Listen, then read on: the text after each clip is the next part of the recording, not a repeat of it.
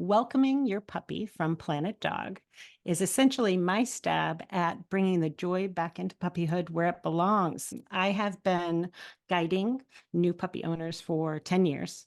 And what has become very clear is that way too many of them are overwhelmed, even miserable. And it just does not have to be that way. You tell owners to think of their puppy as a baby they kidnapped from another planet. Why? Yes, I do. So often when people come to me, I will get this question. Honestly, they almost say it in a whisper. I, what if this was a mistake? This was supposed to be fun, but all I feel is stress. And so they have me come over and they pull out their notebook and they're ready to record all of the gems that are going to make puppyhood feel just like it was supposed to. But, and I tell them, I've got all those, but guess what? Then it's not going to work for you because nothing works until you get into the right mindset. So to get into the mindset, I tell them, there's just one thing I want you to write in that notebook today. And it's this. This is a baby that I kidnapped from another planet. So nobody likes to hear that. That's sad, right? Puts you, you just feel bad now. Why am I doing this to you? Well, there's a method to the madness. I want you to sit in that thought for a second, because as you begin to feel empathy for that poor little puppy, that is going to turn out to be the guide that pulls you through all of puppyhood, because it's going to make you, it's going to guide your solutions. It's going to guide the way you think about this, and it's going to give you your own answers. So part of the reason that this concept comes so naturally to me is that we have fostered over 200 puppies in our household. And so I often will take in a pregnant mom from a shelter and raise those puppies all the way up till adoption age at 8 weeks. So most owners get a puppy and they feel like that day one is like day one for the puppy. And I know the puppy has had 8 weeks of a very big life before they come to you. They have been spending 24/7 with their litter mates and their mom, and they're doing everything that comes naturally to dogs. They are biting and chewing and jumping and digging, and they're having a great time. They had no idea that someone was going to swoop in, pick them up, take them to a new planet, and then suddenly be mad at them for everything that comes naturally to them. So I like to emphasize that to people. As much as that is an unpleasant thing to think about, that sets people up to view themselves as I don't want people to think about themselves as being a master for their dog. They need to be a trusted guide for their puppy, because their puppy, this dear little toddler, is doing her best to manage on a brand new planet. They need a trusted guide. That's what I want to teach you to be in this book. What are the biggest challenges new puppy owners feel in the first weeks? And what are some tips for getting past these challenges? So I gave a presentation at Kim Brophy's conference this year. So that's an audience full of trainers and behaviorists. And I asked them, my topic, of course, was puppies. And I asked them to raise their hands, tell me what is driving your clients crazy when they have puppies. Every hand in the room shot up and people were shouting out answers. It's everything. It's potty training and biting and jumping and the kids and the cat and the stress. We can't leave the home. We're prisoner. It's everything. It's household destruction, and they've ruined the rugs and they chewed my glasses, and the kids thought they wanted a puppy, but now all they do is cry because the puppy's biting them and they ruined their stuffed animals. But here's the thing. I do have the answer, because the answer to everything, the most underrated puppy tip, is thinking ahead. You have to anticipate.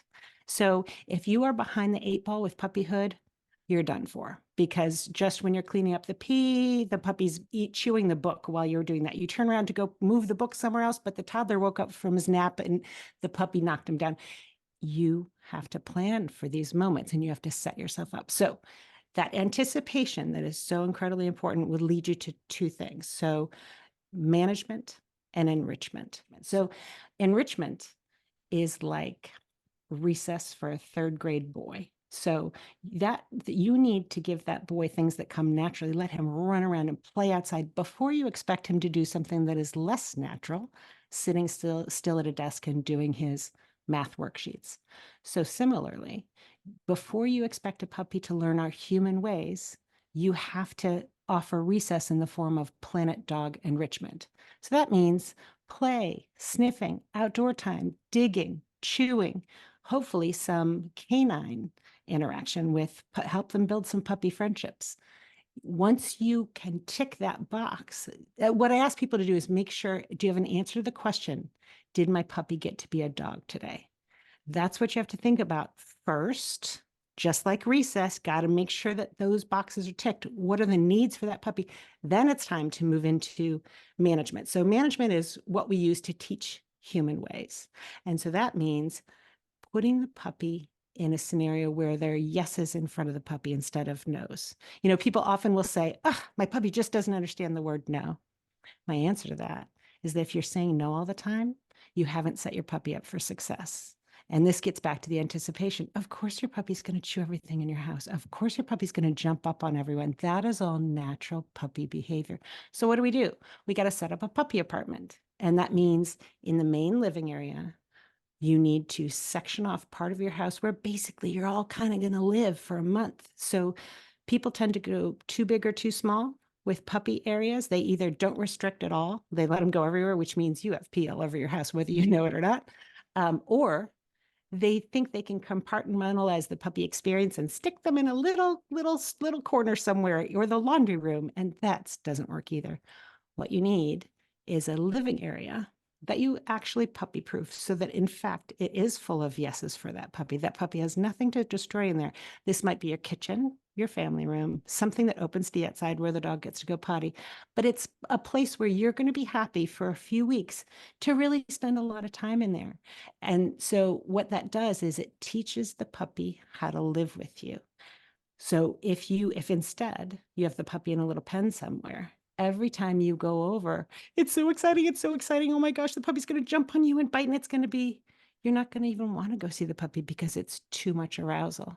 Instead, if you've got that puppy with you all the time, you're just living your days together, your puppy will learn that when your laptop opens and you're on a Zoom, oh, that's time for him to chill out. When you're cooking, that's not time for him to be all over you. And yet there's plenty of time where you are engaging with him. That's the only way that it's fair, is that you are planning in a bunch of time. And what you're doing is you are developing good patterns by when it's time for you to eat dinner in that room, you reach into the freezer to the topples and the kongs that you have stuffed with nutritious food earlier, and you pull out one of those, you stick it on his bed. He knows that's the pattern. We all sit down. He gets that delicious thing. Planet dog need checked right there because he's chewing, he's foraging for food that feels great to him. You're sitting down to your dinner. He's getting used to the fact that, yeah, when my people are around, sometimes we're interacting and sometimes we're not. Anyway, it's management and enrichment. You have to think ahead, use the twin things, enrichment for planet dog needs, management while you're teaching planet human ways. Those two things get you through puppyhood.